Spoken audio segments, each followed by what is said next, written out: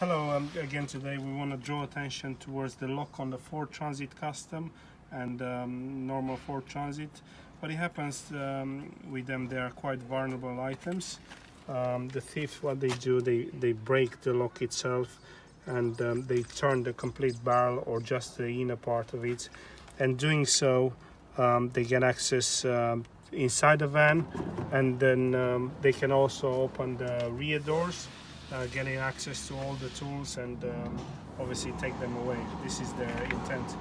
Now, what has been designed, this is a highly proof barrel, so this cannot, it has a special key, so it does not work with the original key.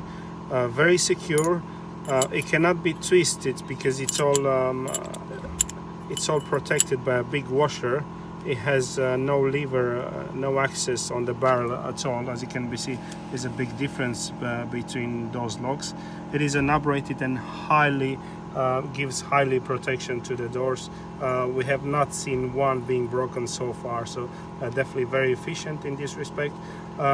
We advise, and we do fit quite a lot, we strongly advise all the van owners to have the original barrel replaced with a highly more secure one. Thanks for watching.